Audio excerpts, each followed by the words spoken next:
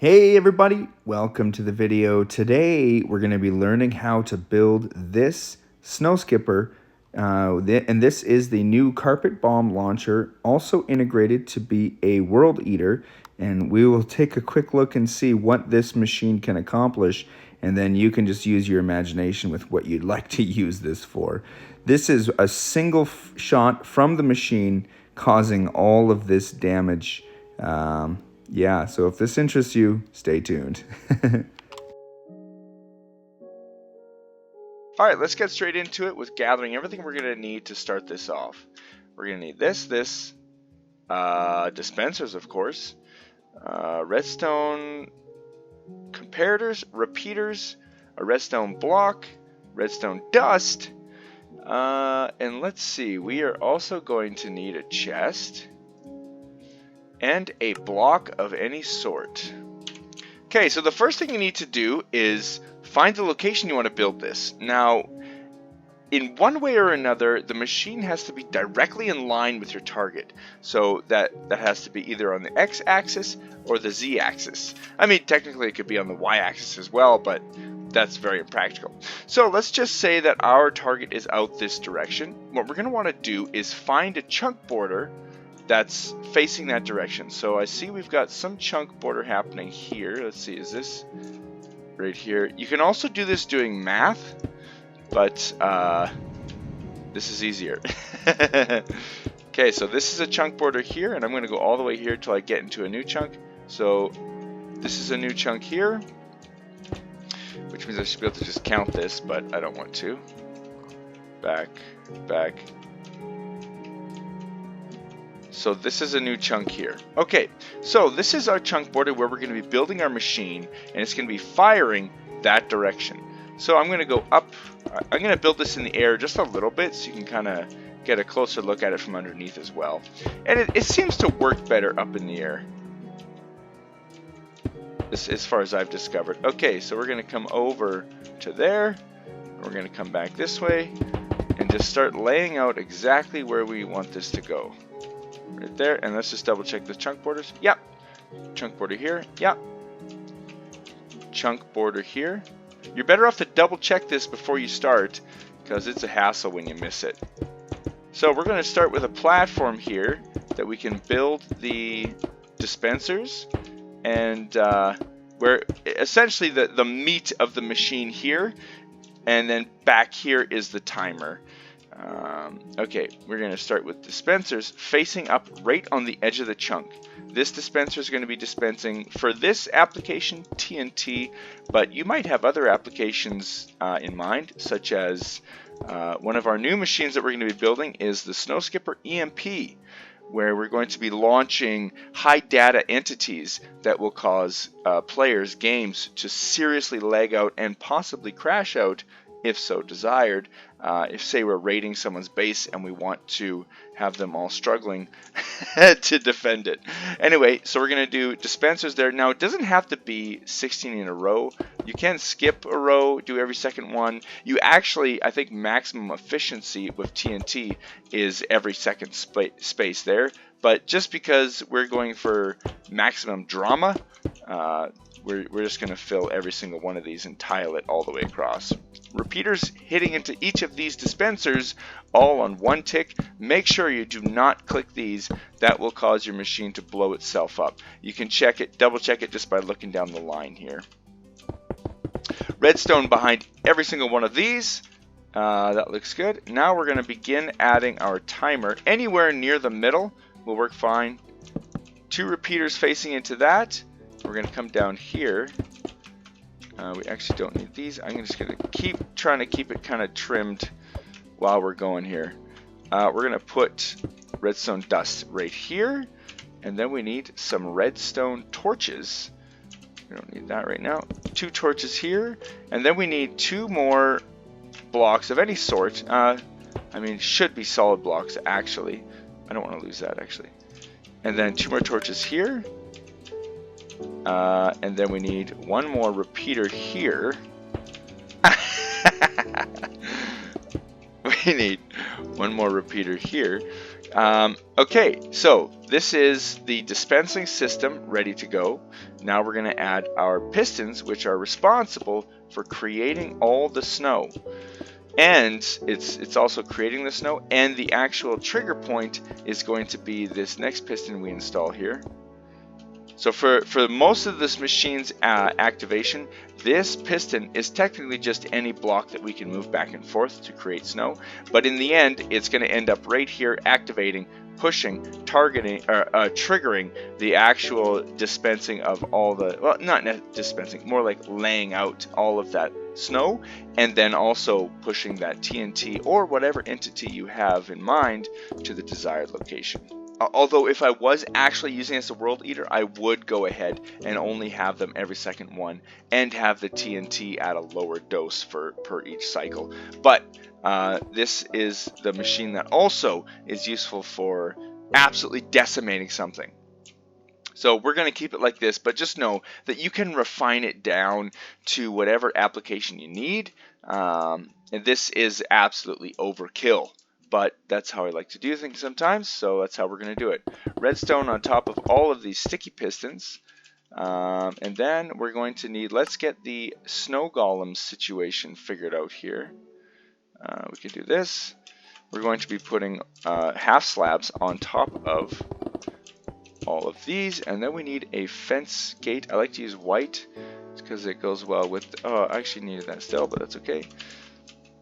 And these are going to be what hold the golem in. I used to use minecarts, and actually minecarts still have good application with this machine, but I just found these fence gates to be a lot simpler for installment and maintenance, because yeah, although when you're building this machine, it's likely not going to be like needed all the time. Like, you're not, I'm going to blow this base up every week. It's usually like a one-time application. So as soon as you get it functioning, you can pretty well just operate it, send your payload, and then get rid of the machine, or just leave it there however you want. But you're not necessarily trying to make something sustainable that you can work around and adjust. So I think this is more just my annoyance in dealing with those minecarts falling and moving and having to reset them. This 100% is way easier, and it's stable. They don't mess up like this. Okay, one other thing you should do when you're putting golems in here, even though I have weather turned off, I'm going to put this up here just because it's the right thing to do. We gave them a little rooftop just to keep the rain from hitting them and killing them. Another thing you need to watch out for is make sure, and I should have said this at the very beginning, make sure you build this in a biome that supports snow golems, and not only that, supports snow golems being able to create snow. Some biomes will allow you to put a snow golem down, but will not let that snow produce. Okay, that is the front end of the machine nearly done. I always forget this. Okay, so now I should mention this right now. There was a user named the Y-Axis who was working with the machine, the Snow Skipper, and they actually accomplished some incredible feats. The longest push in all of Minecraft history was accomplished by them, pushing a Snow Skipper to 100,000 blocks. And I'll play that clip right now, might as well. And it was insane to see. I think they easily have the longest reaching machine of any Minecraft accomplishment across the board. So that's kind of cool to know that I was in a way a part of that. But another thing they discovered is you actually don't need cobwebs where I'm placing them here. So the cobwebs here, now when the snow is created, let's get a redstone block, so I'll just explain this a little bit here. When the snow is created, right here, it gets pushed right into here. Anyway, my timing has to be real perfect, but so pushes forward, retracts, but pushes forward quickly again, which stacks the snow right in this block space.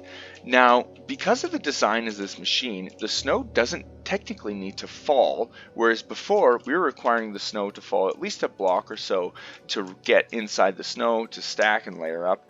But this machine, technically, the snow will stay floated, suspended in this block space because it's unloaded. Now, there is a limit to that, and I think it was due to lag, eventually the blocks will fall through here if there's too much lag. So up until a certain point, you don't need cobwebs. Apparently, I haven't tested it myself, but it kind of made sense to me as they were explaining it. So I think it's pretty accurate. Actually, no, that is true. I did test it. You do not need cobwebs. I did not test the fail point of that. So when the lag gets too much. But I'm going to put cobwebs anytime I do this anyway. The main application for not needing cobwebs was we're in the process of trying to design flying machine snow skippers, which have a whole world of application. You know, printing images. Anyway, there's lots, but we'll get into that later. So this is the front of the machine done. Now all that's left is the timer and just a little bit of work here on the trigger system. So we're going to be pulling this line back this way a little bit, not there, right there, that looks good. And we're going to pull this redstone dust here. I think that might be one too far. We'll find out in a sec here. Yes, that's one too far.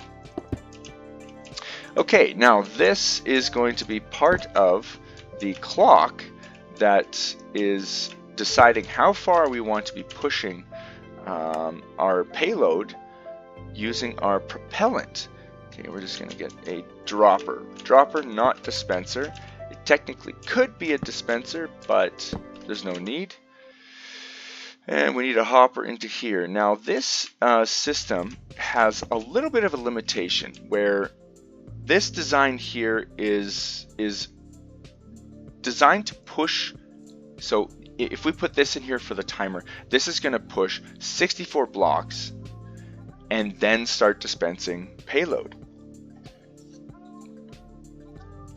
So that means that we can put, let me calculate that right now just so we have the information here on screen. So if we have 64 and we could put 9 stacks in here, that means that this fully loaded with all of this would push 576 blocks, which is not crazy. That's not a crazy amount. So definitely, I think people who want to do a really long range, you don't want to have it this dramatic, because it's going to be just so much lag and time that you're going to have to wait, and TNT, honestly. So anyway, you're going to need to add some more storage for those blocks to be able to push even further, which also in turn means that you're going to have a place to put those blocks. So you probably have to break this and just put lava, lose those blocks, and you just replenish them at the end, cobblestone or something cheap. Okay, so we're not going to do this though, because we're only pushing 2 or 3 stacks or whatever. It's going to be fine. Okay, that is the timer. Okay, so how this works now. We are going to be having a burnout clock right here. The burnout clock will begin activating once this is empty. So as soon as this is done pushing, which, how does this work? Yes, this will stop this from pushing once this is empty. So this will keep activating over and over and over, giving us one snow cycle for every block that's inside here. But once that's done, then it will allow this burnout clock to start activating. The burnout clock will activate itself, dispensing 8 TNT, and then it will, through the other timers that we're going to be installing here, then after those 8 TNT are sitting here, this piston is going to push forward, pushing them using this piston as a block into this cobweb space so they don't explode, and they're just going to wait here in suspension until we're ready to send everything all at once as a beautiful, beautiful payload. So now we're going to be adding the timer that controls how many TNT we want to be dispensing as our payload into the, obviously you have to do propellant before payload, otherwise payload just sits here. Okay, so we're going to be putting a sticky piston here into an observer, into a barrel, and this barrel is going to be fed by, that's just temporary, that needs to be facing up, up into a dropper. Make sure this is a dropper. Yep. And then we're going to need another sticky piston right here, and that's going to be pulling our barrel out of the way for our refresh cycle when we need to be doing the reset, because I made this design to be semi-automatic, whereas before it was single fire always. No chance for anything other than single fire. Alright, let's pull this up here so that we can get our... oh right, I need to change this. Just right here. This is going to be the actual trigger point. And what that means is let's just put this here. Once this dropper is empty, it's going to turn on this redstone torch, which is going to activate this, which is going to be powering this on hard, and then this will also be powered hard, which will then power this piston here, which will be the trigger point.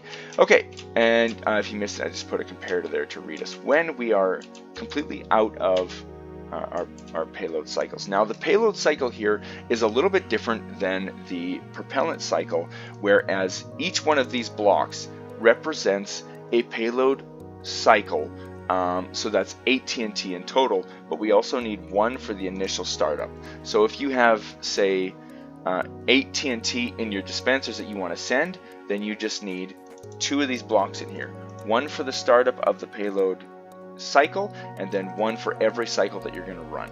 So if you have a stack of TNT, you need, what is that, 8 blocks, so you need 9. Let's do 9. And the nice thing is that this will reset itself back to all of those parameters that you set at the beginning there. So we're going to need a line here coming this way. Now one of the nice things is we are also able to adjust payloads. Now adjust payloads, and we can also adjust propellant, so that after every cycle we can add more, so that it will then dispense a little bit further, which would be really helpful in the World Eater scenario. Okay, let's see here. This is going to be the reset system. Okay, we can put this here, but this has to be a repeater, I believe. No, I can't put this into there. This has to be a repeater. Oh, no, this can be a block. There we go. And then this here.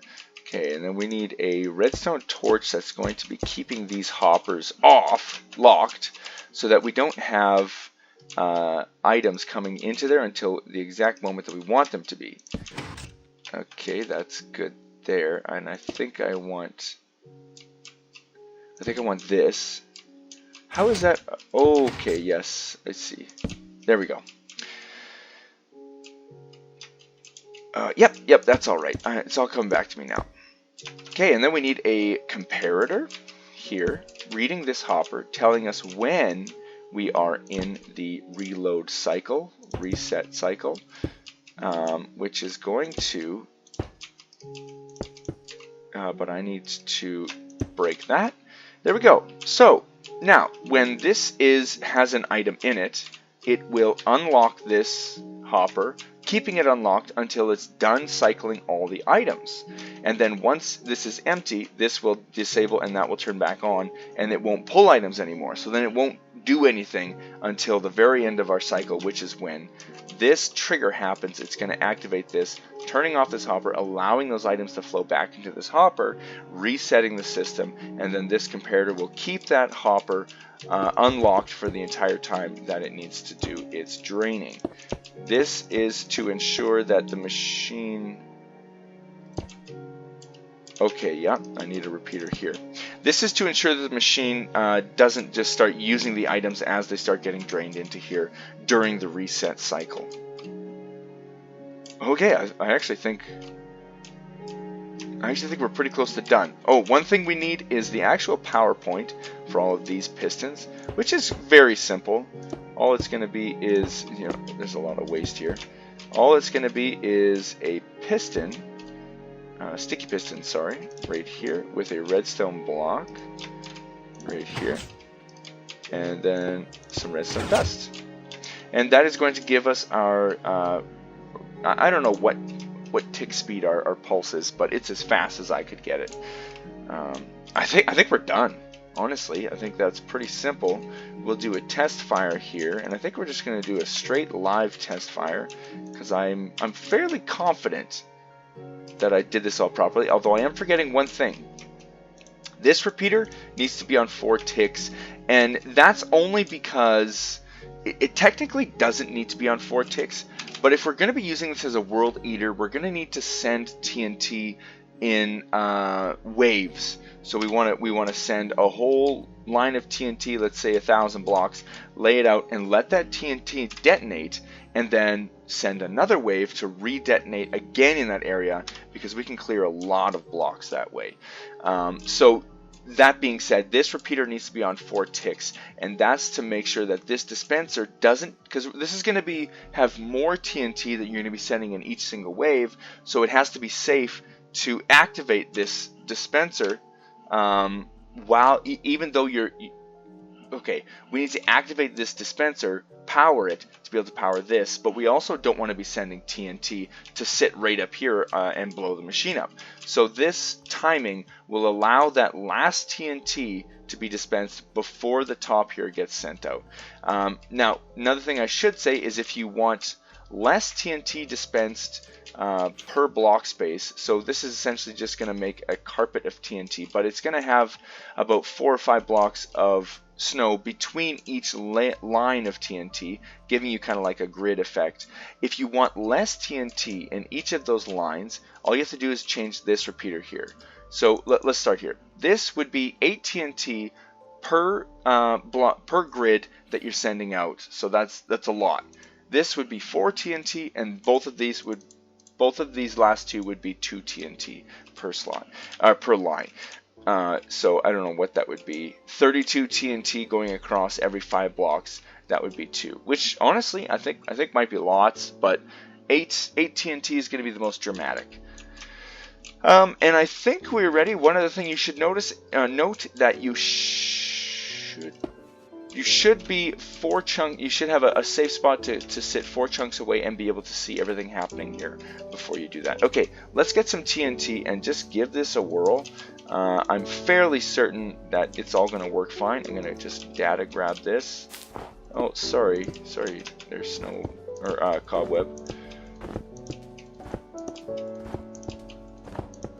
Oh, don't do that.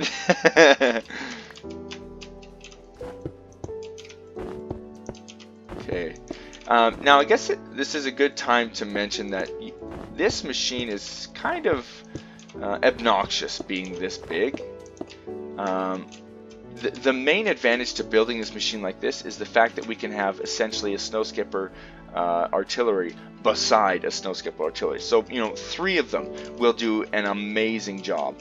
16 is just the maximum, so that's just why I chose this number. But if you wanted to do like 4 or 5 of them tiles, even spread them out a little bit, that's still very, very effective. It doesn't have to be this obnoxious. Okay, we've got it full of TNT. I got to replace this one cobweb, which technically I don't think I really had to, but just for safety reasons. I feel like I am forgetting. Oh my gosh. I am forgetting the safety off switch. This is funny. There should not be TNT in there right now. In fact, to save myself from taking that TNT out, I'm just going to turn off TNT explodes for a minute here. Because this should really be one of the first things you do, not the last. We need to make the machine that makes it so this will not blow itself up if you're oh my gosh. Okay, I don't want to be doing stuff. Oh my gosh, wrong button. Oh, what the? Oh wow, I'm making a mess here. Okay, let's just. Okay, there we go. Actually, no, we should move 2 stacks. 1 stack is a little bit dangerous for the machine. It'll get damaged. Okay, we need to pull out this platform here underneath the cobwebs. That's very important. Underneath the cobwebs, it has to be in this chunk. The safety on-off switch is just 2 hoppers looking into 2 other hoppers, and then we're just gonna, excuse me, and we just put, how do you grab half of them? No. What's going on here? Oh, okay, I'll just grab the snow. I like snow for this. Oh, and put blocks on top of these so they don't grab more items. Okay, get that out of there. Is there anything in this one? No. 1 stack of snow in each of these will do it. And what will happen is when this chunk is unloaded, everything inside here will end up inside here, which will give us the drain signal. I need a comparator, which will allow the machine to start up.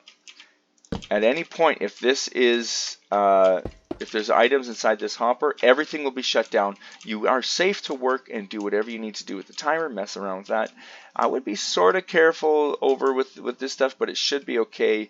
As long as you're not hitting any of these redstone torches, nothing bad should really happen, I don't think. But don't quote me on that in case you blow yourself up and ruin your whole prank. We don't need this block here. Okay. Okay, I think we're good. Let's get TNT explodes back on. Let's do this test run, and then that'll be it for this video, because it is already getting pretty long. 26 minutes I can see on my recording. Okay, let's hope this doesn't explode. I'm just going to double check. Yeah, that's going to power that. That's going to power that. That's going to power that. That's going to do its job. All right, let's hope. I'm going to get a spyglass once I get in here. Now, when you see the snowman disappear, you know you're far enough away. Why did it stop?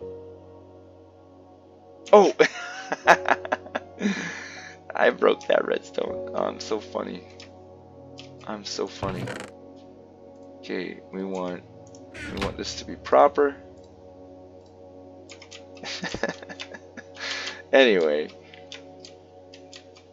Alright, and when you're operating the machine, make sure you're directly behind it, because if you're over to the left, you're going to be loading chunks in a way that's it's going to be difficult to keep track of. Okay, let's get up here. Let's get our spyglass so we can see exactly what's going on. Okay, we are in snow building cycle, which you can see the snow in front of the snow golems there, and that's being dropped into those cobwebs, technically on top of them. And it will do this for 128 blocks, which is the distance that we're going to be traveling down the road before we start laying down payload.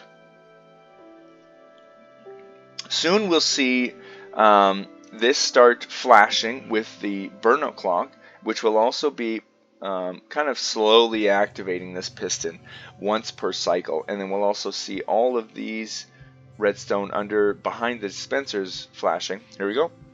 Here goes our TNT. I don't know how close we are to blowing it up there, but I think it's pretty close. The timing took me a long time to get down to the point where we get this dynamic explosion, because before it only had about 3 or 4 different explosion timings, and what I mean by that is the TNT only had 3 or 4 different fuse times, which wasn't that impressive for the explosion. That's it. That's a stack done. This should be powered. It already turned itself back off. Okay, it's already draining. I forgot to add the semi-automatic options. Okay, so we already get over here. Okay, when you see a line of snow on the ground, that's very good. Let's see how this looks. Payload looks perfect. Yeah, that is a beautiful payload.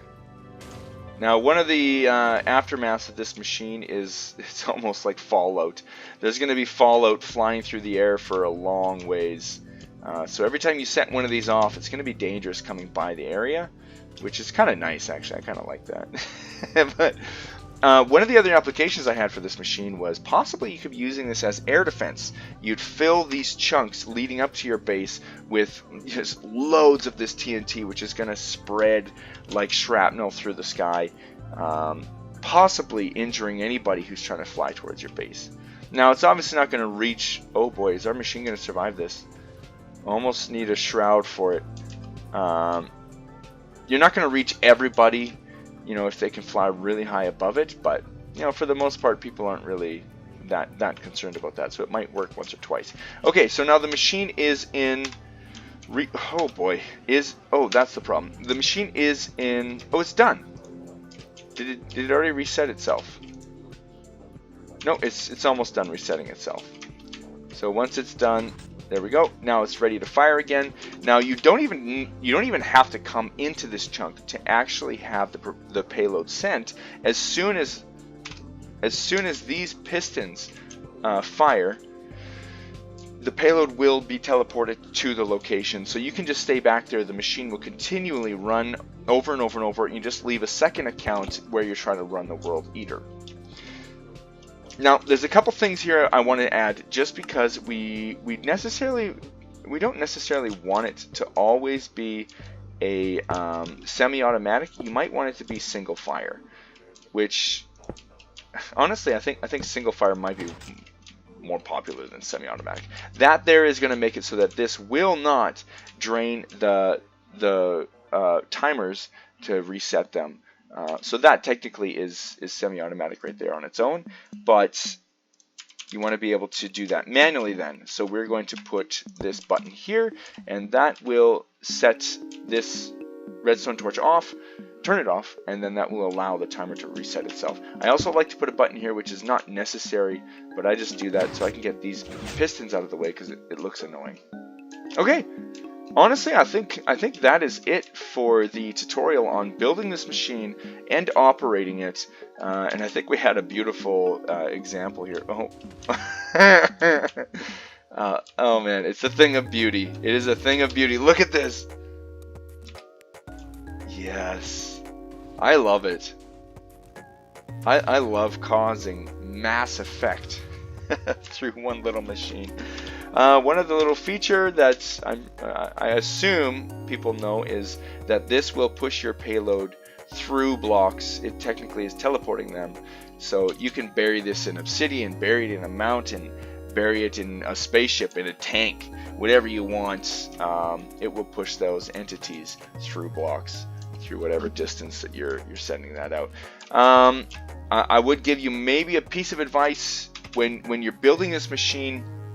If you want it to be in a covert situation, build it in a snowy biome where they can't necessarily follow the snow line right to your machine, even though they probably still could. In that case, I would almost set one up facing this direction and fire just snow for thousands of blocks so that they'll have to follow that line and dig down for the entire line, and then otherwise they'll just go to the end and say, oh, it's under the ground here. But if there's snow continuing all the way back there, then perhaps they'll have to they'll know one of your coordinates, but they'll have to do a lot of work to get to it. Anyway, that's it from me. Thanks guys for watching, and I just wanted to say thanks. We're well into 500 subscribers. I think we're 530 something. I just want to say welcome everybody who joined in to hear and see what we got going on here, and I want to say thanks to everybody who's been with me for this far. It's been awesome. I really do enjoy making content. I'm going to keep doing it, especially given the technology that we have coming down the pipe. Anyway, thank you guys, and I'll see you guys in the next one. Bye.